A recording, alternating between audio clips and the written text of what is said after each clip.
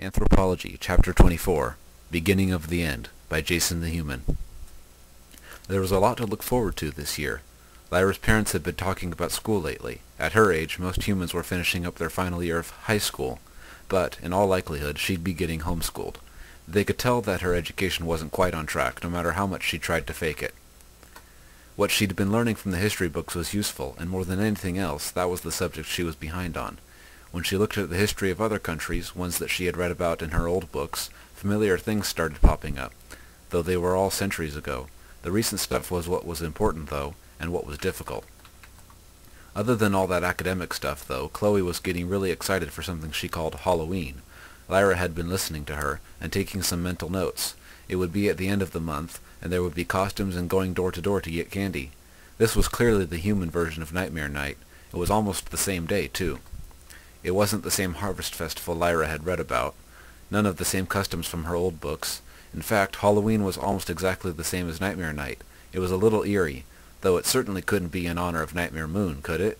Chloe had heard that story, but didn't talk about any connections to the upcoming holiday. Whatever humans did this for, Lyra figured she would find out more once the day finally rolled around. And after fall, it would be winter, and she'd get to experience another human holiday, Christmas.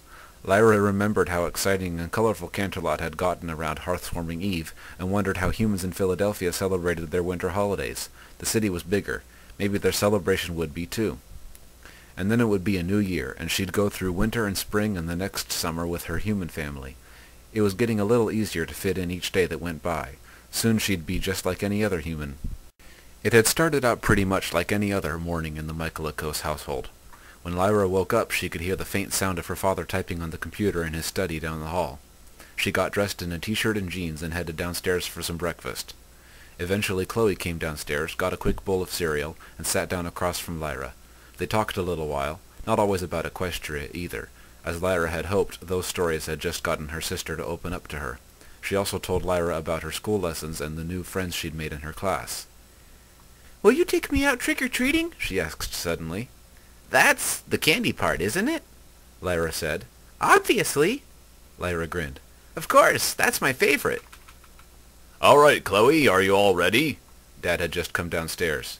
He got his coat off the back of one of the kitchen chairs and started to put it on. "Yeah!" Chloe stood up to get her book bag. Lyra watched how the two straps fit over her arms, and the weight would be centered on the back, almost like a saddlebag, but modified. "I'll see you later, Lyra!" She watched them head out the front door together as she finished her breakfast. The school was pretty far away. Apparently there was some kind of long yellow car that took most of the kids called a bus, but it didn't come out to the houses near theirs. That's why their dad always had to drive her to school. It was weird how far away the schoolhouse was. Back in Ponyville. No. Lyra shook her head. She had to stop being reminded of that at every little thing. She hated to admit it, since she loved being human so much, but was she getting a little homesick?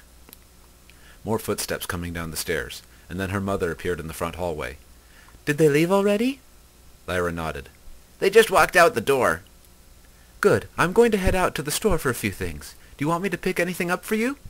"Some more of those—" Lyra tried to remember the weird name. "Pop-Tarts." "Anything else?" "No, that's pretty much it. Oh, and maybe some apples, too." "Okay, I'll be back soon." She grabbed her purse and car keys and headed out the garage door. Lyra could hear the low rumble of the huge door opening by itself. A few minutes later, the car engine started and faded away. Once she was alone, Lyra stretched herself out on the couch and wondered what she would do for the rest of today.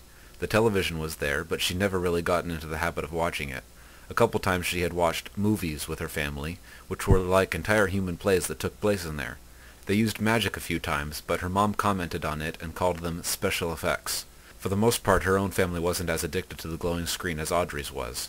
She messed with her phone a little bit. There was music on it now. She considered rereading something. The last few books she had purchased had been devoured in the past couple of weeks. She was already filling up a shelf in her room with her collection, and it easily exceeded her old collection of human research that she had left back in Equestria. That was it. She'd take a walk and go visit the bookstore again. It was still early morning on a weekday, so Monica would probably be working. Lyra grabbed a pen and paper and wrote a quick note, just in case she was gone longer than she expected. Of course, her parents could always call her, but she could tell they got uneasy if she left for a long time and didn't say anything. It was understandable, considering what they'd been through. She found her jacket in the hall closet and slipped it on. The weather was already getting pretty chilly. She left the note on the kitchen table, checked that all the doors were safely locked, and stood in front of the front door. One last thing. Lyra held her phone in one hand, with the cord and the earbuds draped in the other. She poked and slid her fingers around on the screen to open up the music. Her dad had shown her this. The triangle meant play.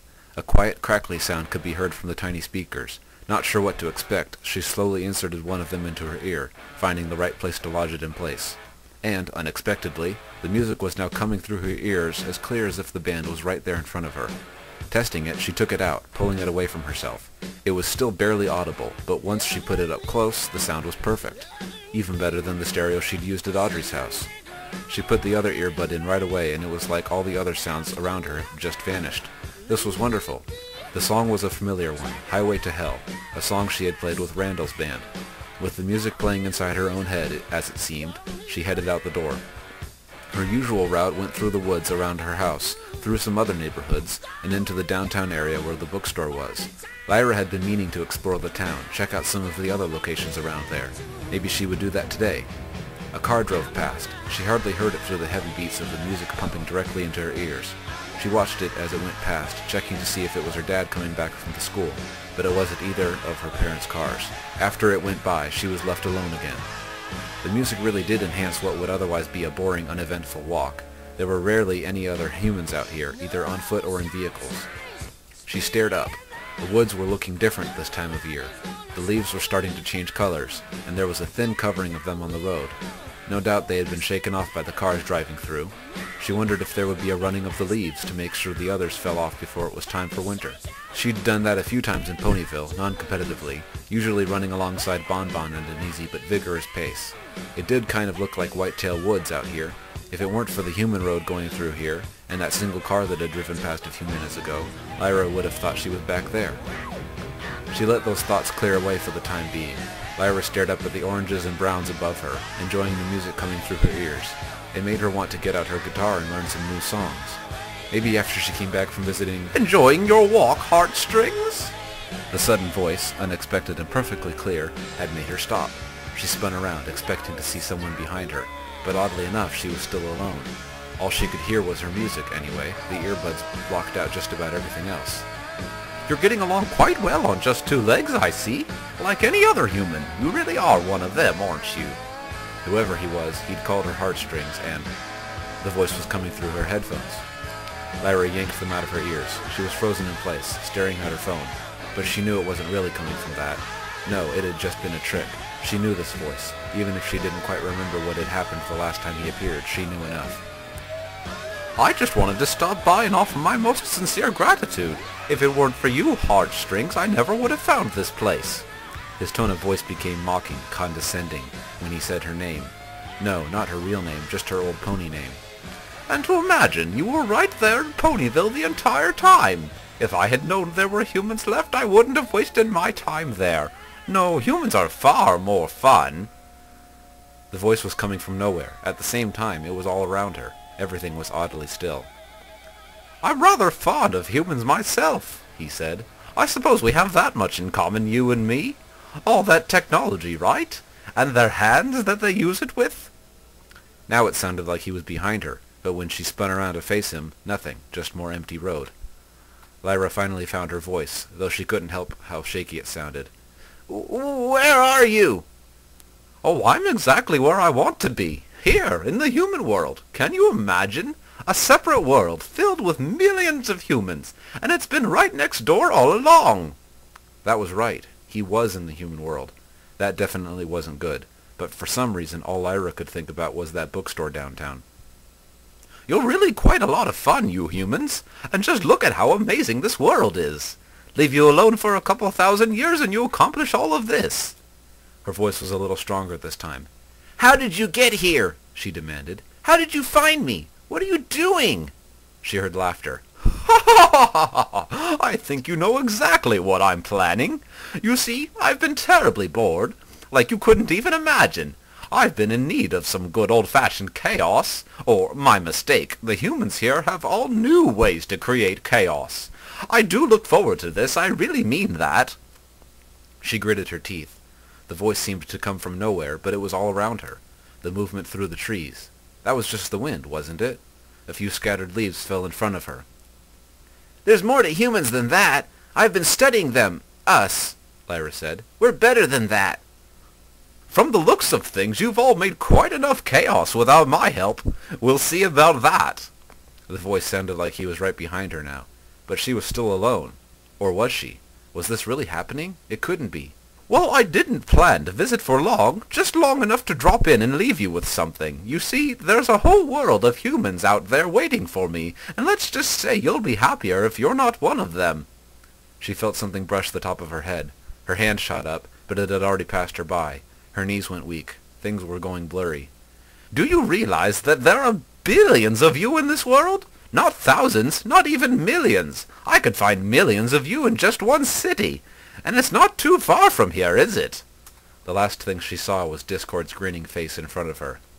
"Like I said, Heartstrings, my sincerest thanks for your help."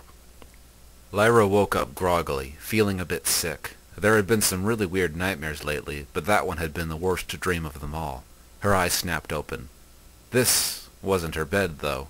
She was still dressed in the same clothes, though they were feeling kind of loose and baggy.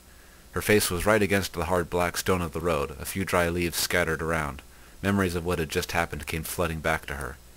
Discord. Of all the crazy things that she'd woken up from, this was the one that had actually been real? She tried to pick herself up off the ground. She'd fallen unconscious. She wasn't sure why.